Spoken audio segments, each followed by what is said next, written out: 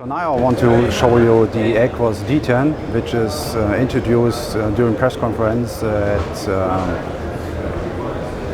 31st of August.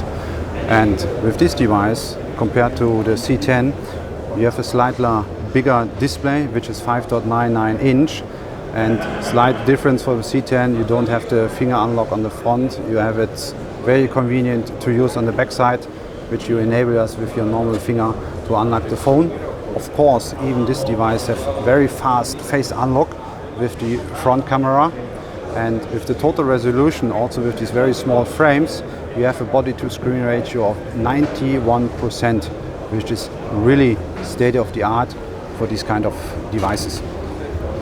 Even in this device, based on the name Aquos, we also bring our own Sharp panel in the device, which is really lighty device with more than 550 nits, which means the display clearance is brightly, and even on all conditions, even when the sun is really heavily shining, you have the possibility to use and read the device. We also have on this device the launcher, which is defined by us, and standard home buttons, which is included here. The front camera is configured with a 60 megapixel sensor, which really makes you nice pictures, even for selfies or some other functionalities. And as mentioned, over this very good resolution, the face unlock is very fast, with even below 0.1 seconds to unlock your phone in all conditions you have.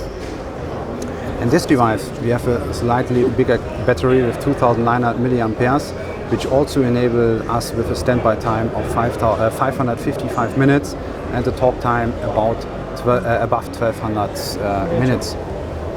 You can also see with this kind of nice designing of the house, you have also the possibility to take out this card slot to enable you with a dual SIM card functionality, or even with one SIM card you can add also a micro SD card with at least up to 128 gigabytes. Just coming back to the back side, there you have two cameras, one with 12 megapixel, one with 30 megapixel, and which is really fantastic usage, you have an optical zoom. Not digital zoom, you really have a nice optical zoom, which enable us to make even better pictures for whatever you want to take, which has a higher distance than general. Even with the fingerprint, you really have a nice design features, which you can maybe see on the camera, that you have a lightly golden impression on the fingerprint circle around, which you also show you on the sides of the loudspeaker. There you also have this. There are small details to make the device even more brilliant than standard, and even on the power button. On the upper side, you also have the loudspeaker and even the micro USB-C version of the device. Of course, this device is also equipped with LTE band and have HSDPA Plus on the device, and even with Wi-Fi 2.4 GHz and 5 GHz, NNAC functionality of Wi-Fi, Bluetooth in version 5.0, and of course NFC is also fast available over this menu to switch it on or switch it off. Even you have the possibility to make a split screen, to use two applications in one part.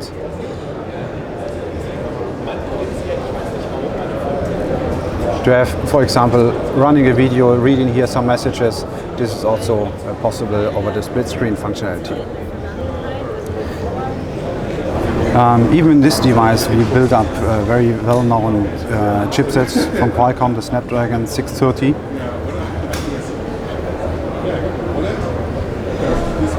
With normal frequency, with the 4 Cortex A73 architecture, which is 2.6 GHz, and of course 4 other Cortex A53 base with 1.8 GHz. We now are having the first devices in Europe, so this device will be also available in Europe in different countries over online and offline channels. Let's say around mid of September up to end of September, and we have a recommended retail price of $399. So therefore you really need to find competitors with this kind of hardware and technologies, with this kind of brilliant display and all the other features we have, to compare it even with other vendors.